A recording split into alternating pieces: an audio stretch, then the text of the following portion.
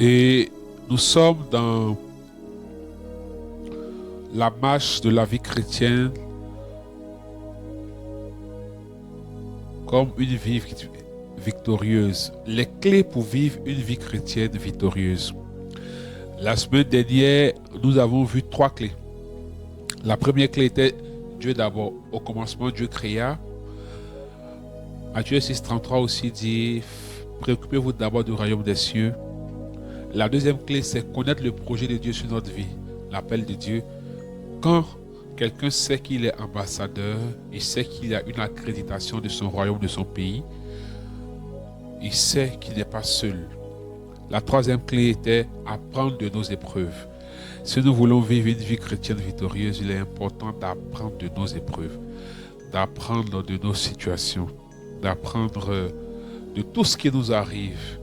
Il faut pleurer, il faut se plaindre. Bon, les gens se plaignent, les gens murmurent, d'accord. Mais quand tu finis tout cela, qu'est-ce que tu apprends pour ne plus revivre ce que tu as vécu? Hier, je rencontrais des personnes et je leur disais que le constat que je fais, c'est que dans la vie chrétienne, on a l'impression que la souffrance est l'échelle de mesure de la qualité de notre foi ou de l'action de Dieu dans notre vie. Ce n'est pas toujours vrai. Certes, l'épreuve et la souffrance font partie de la pédagogie de Dieu. Mais Dieu n'est pas un maso, Dieu n'est pas un bourreau pour nous flageller à tous les carrefours. Et quand tu as vécu des situations difficiles, quand tu es passé à travers le feu, quand tu as vécu des situations, la sagesse, l'intelligence et la logique voudraient que tu ne revives plus cela. On a fait croire à certains chrétiens que à chaque fois que Dieu doit nous bénir, forcément il faut une épreuve. Du coup, on a l'impression que les chrétiens cherchent les situations difficiles pour justifier que Dieu va agir dans leur vie. Ce n'est pas toujours vrai, bien-aimés frères et sœurs. Quand tu passes par une situation, même si Dieu te bénit, si tu n'as pas capitalisé les expériences bonnes, mauvaises, douloureuses, souffrantes, ou si tu n'as pas tiré des leçons de ce qui s'est passé, il est fort probable que tu revives les mêmes choses, car les mêmes causes produisent les mêmes effets. Lorsque nous lisons la Bible, Joseph n'a pas vécu 2 fois la prison. Joseph n'a pas vécu 2 fois les mêmes situations. Pareil pour Daniel, pareil pour Jésus-Christ. Donc, il ne faudrait pas que la souffrance ou l'épreuve soit mal conçue. Il faut apprendre. Par moments, nous sommes tellement portés sur les murmures, les plaintes, qu'on ne prend pas le temps de regarder ce que Dieu peut-être veut nous enseigner, même si c'est une situation qui vient du diable ou c'est la conséquence de nos erreurs. Il y a quelque chose à apprendre là-dedans. Il y a quelque chose à comprendre là-dedans. Alors, nous allons demander au Saint-Esprit de donner le coup d'envoi du match, de nous instruire, de nous guider et de nous conduire dans ces 3 vérités de ce jour. Au nom du Père, du Fils et du Saint-Esprit.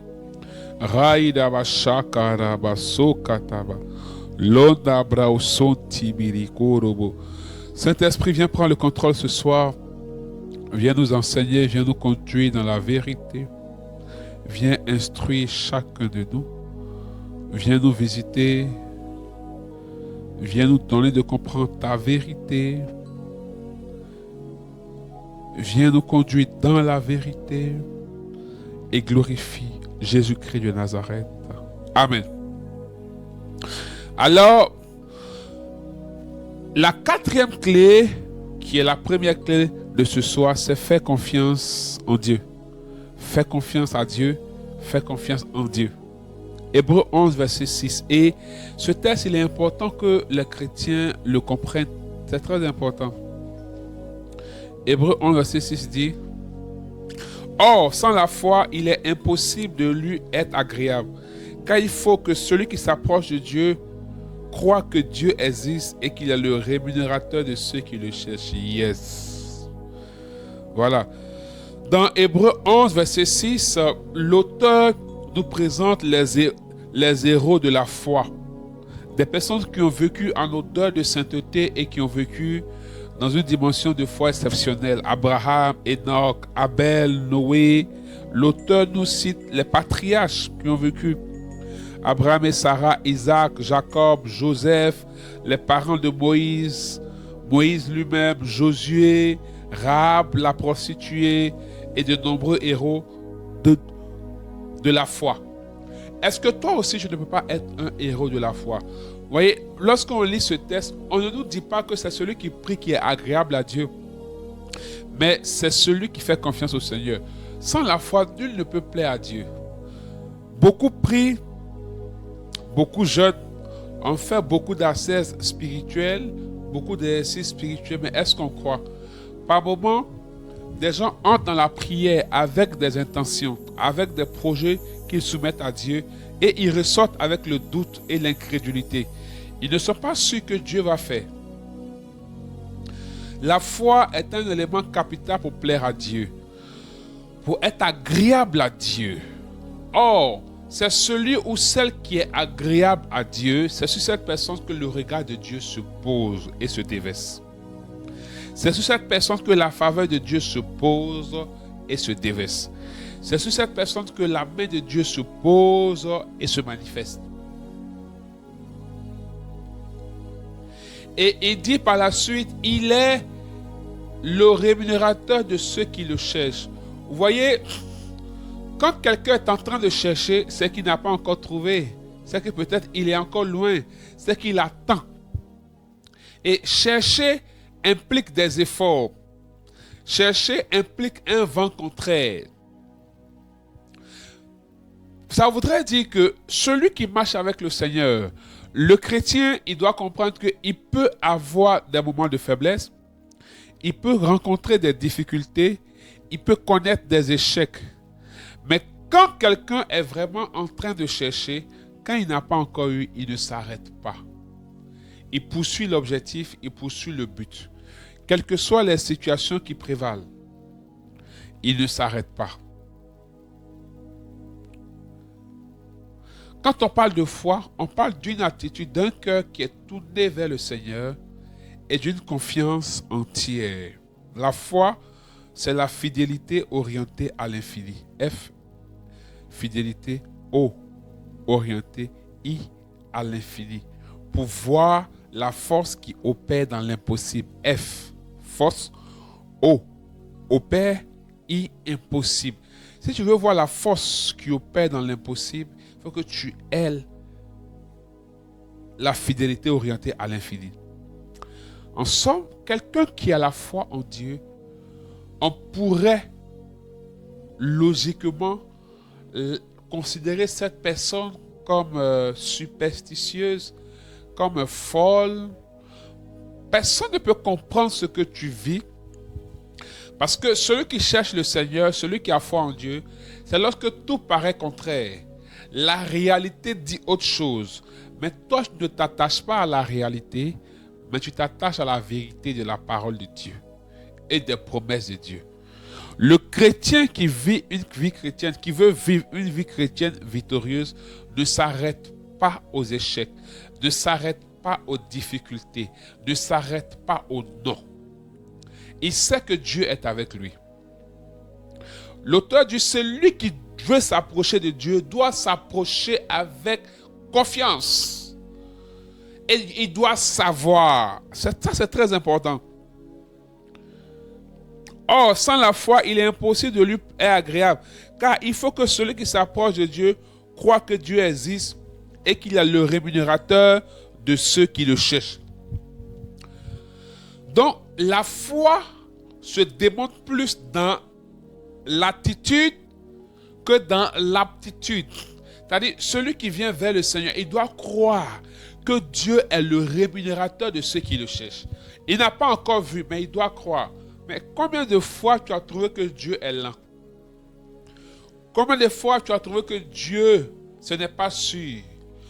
Combien de fois tu as trouvé que ça tarde trop longtemps, mais tu vas trouver des solutions? Combien de fois tu t'es découragé au lieu de t'accrocher, au lieu d'attendre et de persévérer?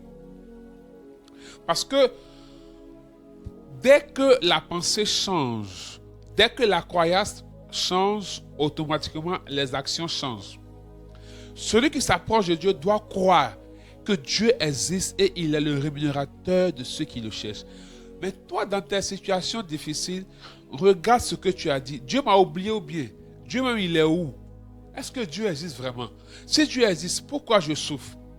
Cette attitude fait que tu ne peux pas être agréable à Dieu et tu ne peux pas activer le surnaturel divin sur ta vie et manifester la victoire. C'est ce qu'Israël a vécu. Pendant que Pharaon était tout puissant, Dieu dit Moïse, vous allez sortir. Mais Moïse a cru en Dieu. Mais Israël était récalcitrant, il n'était pas sûr. Parce qu'il ne croyait pas véritablement.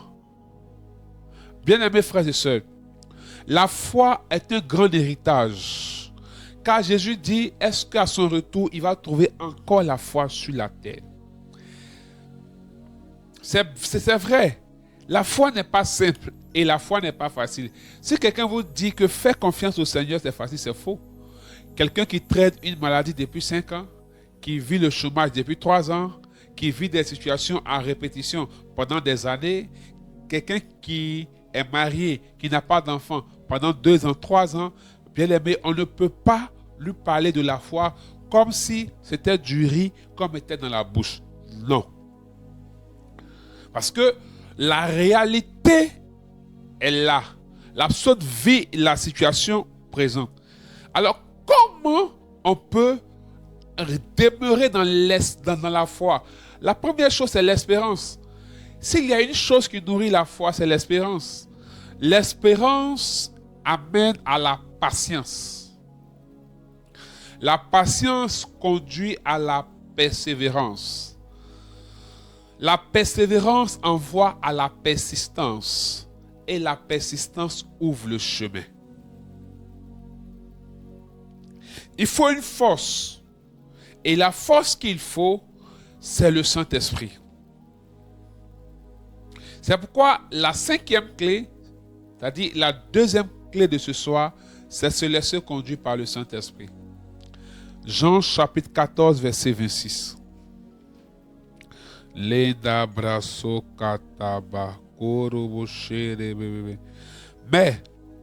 le consolateur, l'Esprit Saint que le Père enverra en mon nom, vous enseignera toutes choses et vous rappellera tout ce que je vous ai enseigné. Pourquoi il faut le Saint-Esprit?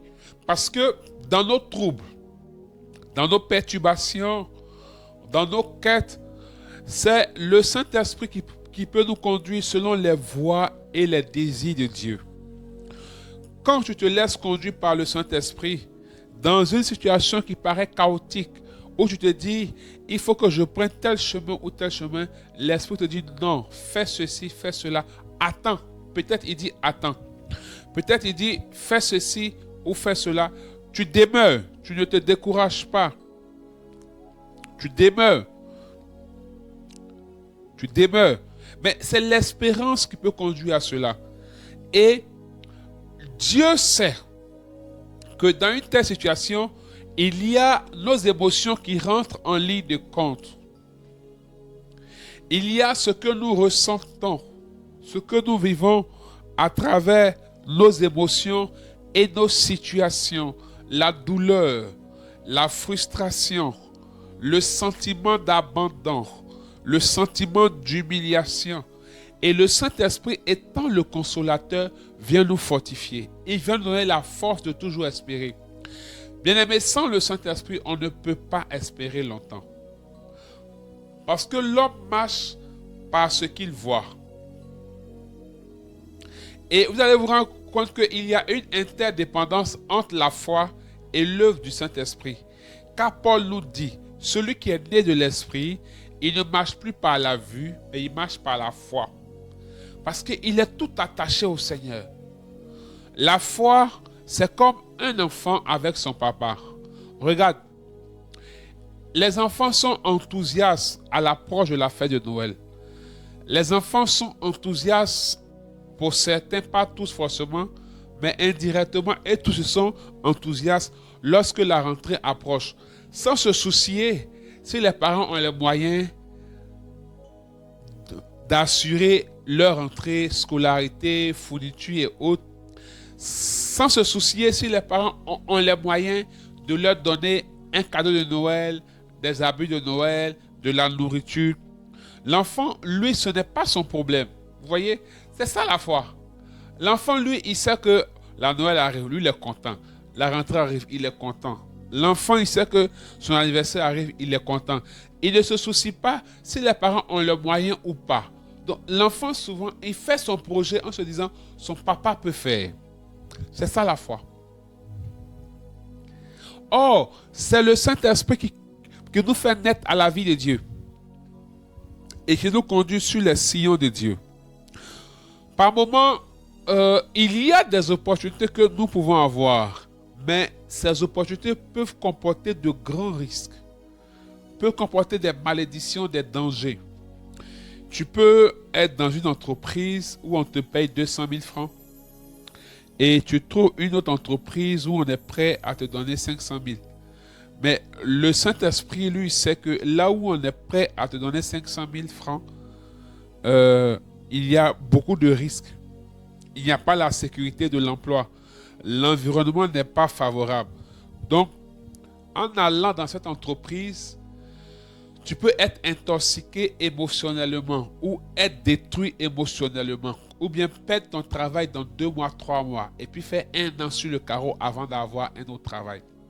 Mais là où on te paye 200 000, la persévérance et l'espérance peuvent faire qu'après on peut te payer à 500 à 600 000. Donc quand tu prends la peine de consulter le Saint-Esprit dans tes choix et dans tes décisions, il te conduit de victoire en victoire. Là, il va te dire reste, ne pars pas, attends. Quand tu obéis à la voix, tu verras après. Mais si tu n'obéis pas à la voix et que tu vas parce que tu as vu 500 000, mais tu n'as pas pris le temps de vérifier la sécurité de l'emploi, automatiquement, tu vas te retrouver à être dans une défaite, à être dans une situation difficile parce que tu n'as pas écouté la voix du Saint-Esprit. Tout ce qu'on peut voir comme situation favorable ne sont pas forcément des opportunités. Parce que derrière, il peut y avoir de grands dangers. Mais quand tu fais confiance au Saint-Esprit, qui est Dieu, qui reçoit même adoration et même gloire avec le Père et le Fils, il sait te sécuriser. Même dans tes choix, exemple, tu peux avoir un gars, entre guillemets, qui est vilain, qui est court, ou bien qui est vilain, qui est grand. L'autre, qui est beau, qui a un teint au lait et qui a le lait. Donc, quand tu le vois, déjà, toi, tu te dis, mais c'est l'option qu'il me faut. Tu ne vas même pas prendre le temps de dire, mais et lui qui est à côté, qui apparemment, selon toi, est vilain. Parce que la beauté est relative. La beauté se trouve dans les yeux de celui qui regarde. Et l'esprit te dit, mais ce que tu n'as pas regardé là, c'est ce qui est bon pour toi. Toi, tu dis, non, ça c'est Satan. Parce que là, on parle de teint au lait et on parle de lait. Et on parle d'un gars qui a la taille qu'il te faut. Alléluia. Mais l'esprit sait ce qu'il te faut. Toi, tu sais ce que tu veux. Mais l'Esprit de Dieu sait ce qu'il te faut. Le plus souvent, les hommes ne savent pas ce qu'il leur faut. Oui, alléluia. Le plus souvent, les hommes ne savent pas ce qu'il leur faut. Parce qu'on ne prend pas le temps pour sculpter notre intérieur. La Bible dit, il est celui qui sonde les cœurs et les reins.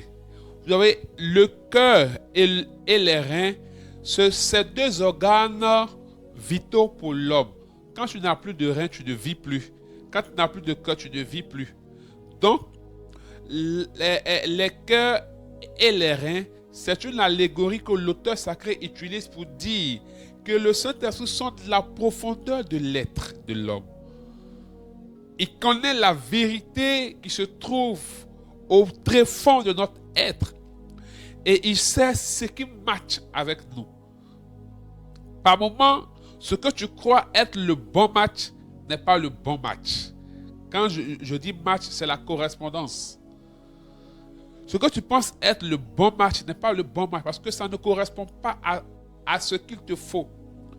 Par moments, Ce que nous voulons est teinté et est instruit par nos blessures, par nos manques, par nos souffrances, par notre quête d'affirmation de soi et par le désir de régler un problème social et sauver une apparence sociale.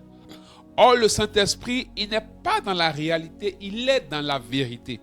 Pendant que toi, tu veux sauver une apparence sociale aujourd'hui, lui, il veut sauver ta destinée de demain. Alléluia. Pendant que toi, tu veux sauver l'apparence sociale d'aujourd'hui, lui veut sauver ta destinée de demain. Car il sait que le salut que tu désires pour ton apparence sociale va compromettre ta destinée. Et qui parle de destinée, parle de progéniture. Dans ta destinée, il y a tes enfants. Il y a ton héritage. Quand on parle de l'héritage d'un homme, on ne parle pas d'abord de biens qu'il va acquérir, mais on parle d'abord de l'héritage qu'il va laisser. Il y a tes enfants dans l'héritage. Donc, un choix non orienté par le Saint-Esprit, mais orienté par ta chair. La chair qui est marquée par les frustrations, par les blessures, par les échecs, par les convoitises, par l'égocentrisme, va rechercher à sauver l'apparence, va rechercher à se satisfaire.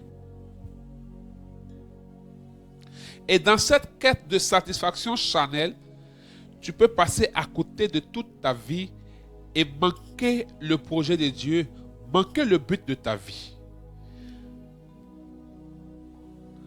Rares sont les personnes qui prennent le temps de se sculpter, de s'asseoir et de se demander, il y a ce que tu veux et il y a ce que tu veux vraiment. Dans ce que tu veux vraiment, se cache ce qu'il te faut. On a peur de sonder notre intérieur. Je vous donne l'exemple. Alléluia.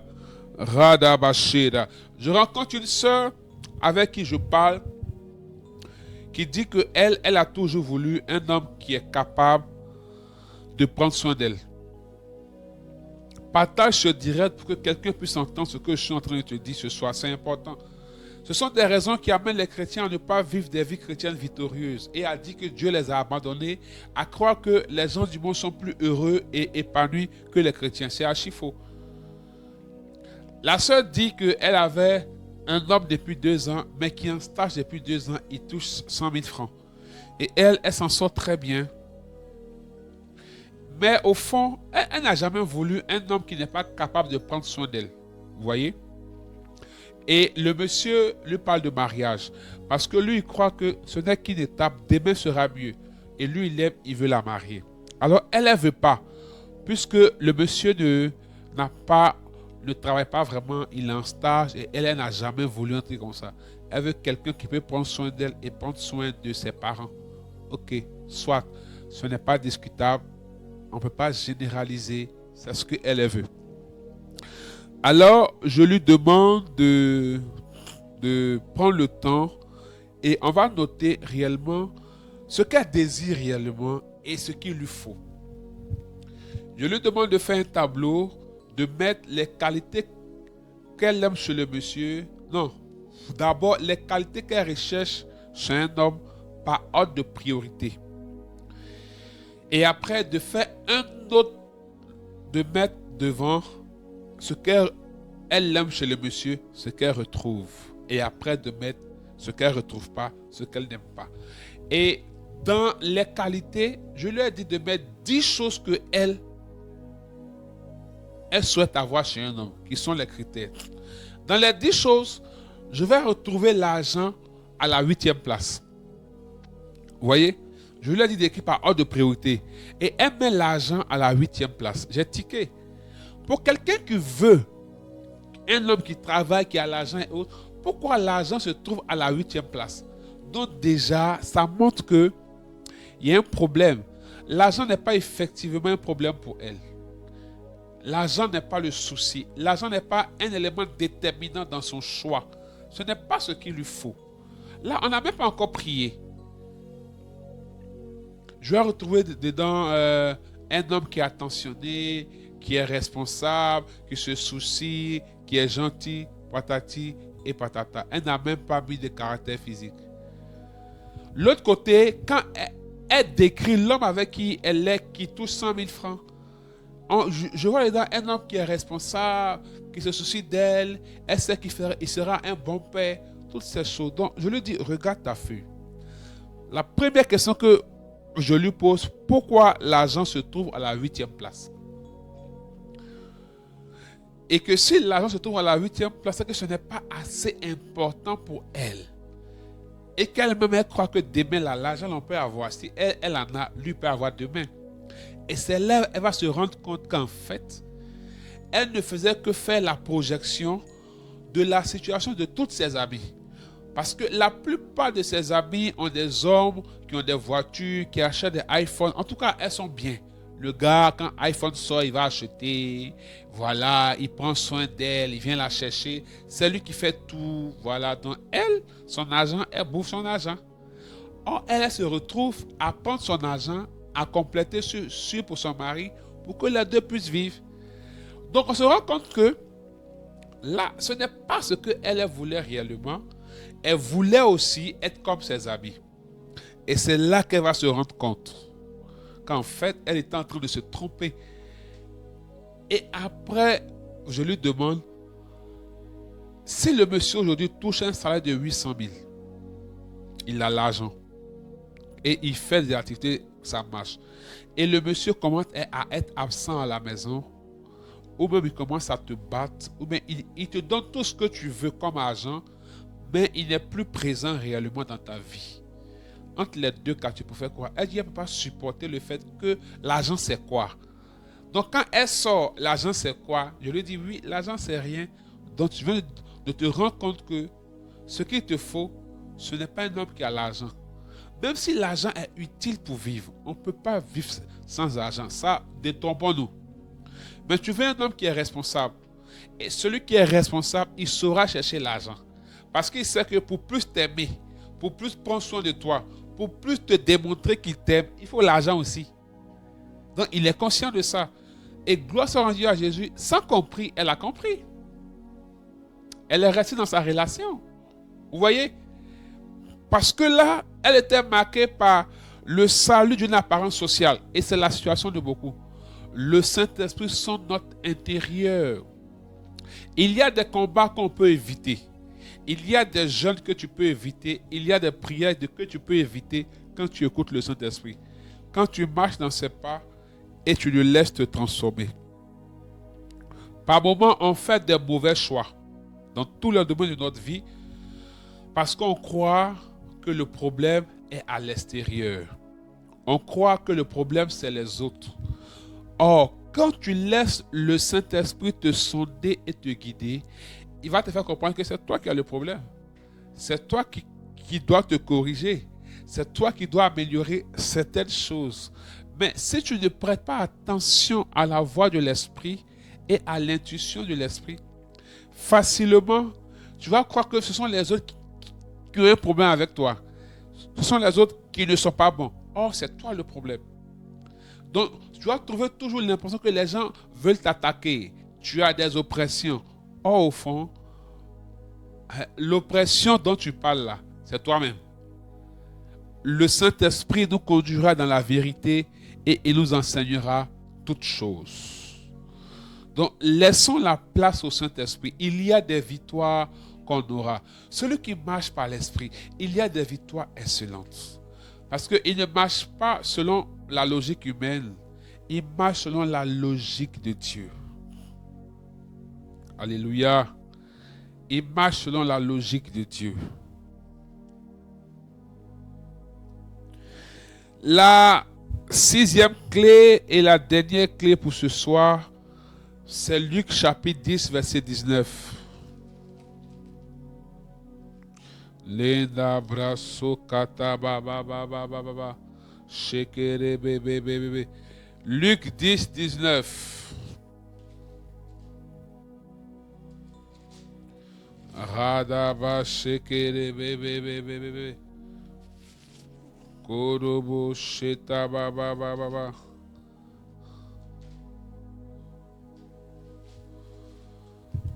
Karaba shak.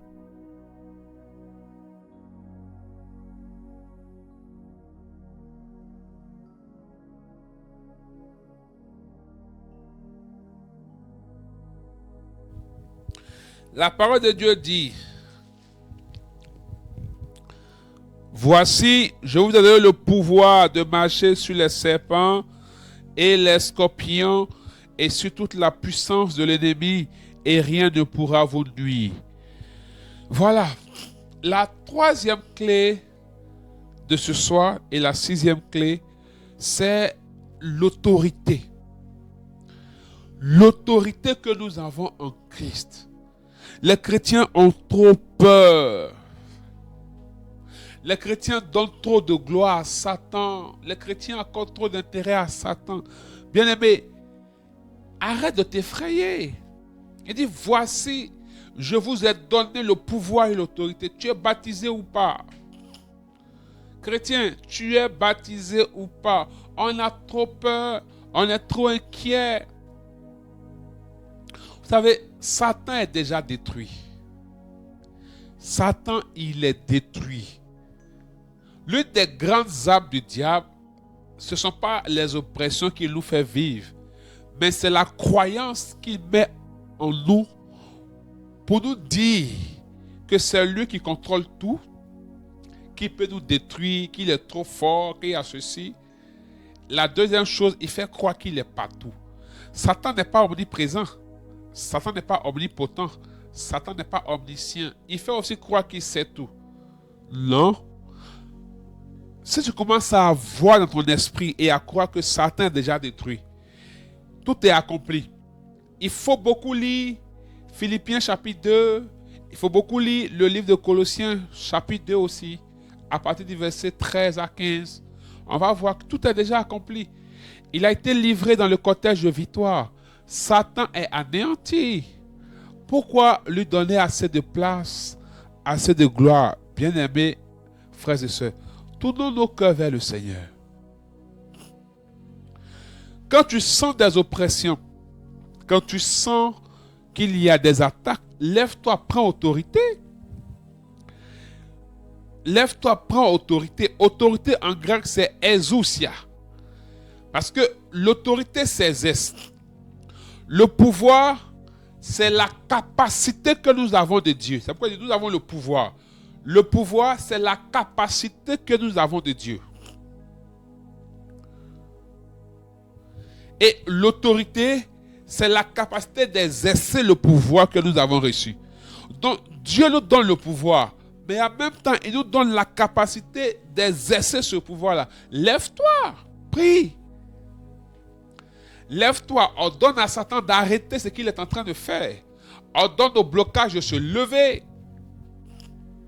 L'une des plus grandes emprises du diable, c'est de faire croire aux chrétiens qu'ils ne peuvent rien. Ce n'est pas ceux qui s'en sortent, que leur problème spirituel est trop fort. Non. Je dis non et non. Lève-toi. Commence à lui dire, arrête tes choses. Entre toi et moi, c'est fini. J'appartiens à Jésus. Manifeste le don de Dieu qui est en toi. Jean 1,12 dit quoi? À tous ceux qui l'ont reçu, il a donné le pouvoir de devenir. On a la capacité d'être enfant de Dieu. On a ce pouvoir-là. Exerce ce pouvoir. Exerce cette autorité et commande aux œuvres des ténèbres de s'arrêter dans ta vie. Manifeste ton pouvoir. Manifeste ton autorité. Manifeste la gloire de Dieu sur ta vie. Il faut que tu arrêtes Satan. Il faut que tu arrêtes ses œuvres. Il faut que tu mettes fin à ses œuvres. Mais nous, dès qu'il y a une petite chose là, non, bien-aimés frères et sœurs, Satan s'arrange à nous empêcher d'utiliser la capacité et le pouvoir qu'on a. Satan s'arrange à nous empêcher de manifester ce qu'on a. Satan s'arrange à nous faire croire que nos prières ne porteront pas du fruit, qu'on n'est pas assez armé pour nous défendre. C'est faux. Tu as l'autorité de Dieu. Et il faut savoir que Satan est déjà détruit, il est déjà anéanti. Quand tu sais ça, ça te donne plus de force dans le combat. Ça te permet de pousser plus dans le combat. Mais quand tu perds ça de vue, Satan va t'arrêter. Satan va te bloquer. Commence à déclarer sur ta vie que tu as l'autorité. Commence à déclarer sur ta vie que tu as la puissance. Commence à déclarer sur ta vie que tu as la puissance de Dieu. Tu as la manifestation de Dieu. Que toi, aucune force de ténèbres ne peut t'arrêter. Arrête d'attribuer certaines situations qui t'arrivent à Satan. Tu ne fais que le réjouir. Il n'est pas aussi fort que tu le crois. Il n'est pas aussi puissant que tu le crois. Parce que Jésus est mort sur la croix. Parce que Jésus est vivant. Petite chose nette, c'est attaque. Petite chose nette, c'est le diable. Petite chose nette, toi tu es enfant du diable ou bien enfant de Dieu? Réponds-moi, tu es enfant du diable ou bien enfant de Dieu? Alléluia. Tu es un enfant de Dieu. Fais confiance à ton Père et manifeste l'autorité qu'il a mis en toi. Que Dieu te bénisse. Alors ensemble, on va rendre grâce au Seigneur. Seigneur, merci pour ce temps. Merci pour ta grâce. Merci pour ta faveur. Que ton esprit soit avec nous. Que tes bontés se manifestent. Que la louange te revienne. Glorifie ton Saint-Nom. Agis puissamment. Manifeste-toi puissamment. Que ton nom soit élevé. Que ton nom soit glorifié. Tu es vivant, Seigneur. Je prie que tu investisses chacun de nous de ton autorité. Que tu nous fasses comprendre que la victoire est notre partage. Que la victoire est notre chemin. Et que en nous, tu as posé ta gloire et ta faveur. Seigneur, nous aussi, nous voulons marcher dans une vie de victoire à la louange de Dieu. Nous voulons dire stop aux œuvres des ténèbres. Stop au règne du diable. Stop au mensonge du diable. Stop au mensonge du diable. Stop au mensonge du diable. Investis-nous par ton autorité, par ta puissance. Radabashekelebe. Lonabraosokataba. Seigneur, descends sur nous ton feu et viens visiter tes enfants par ta main puissante dans le nom de Jésus-Christ de Nazareth. Amen.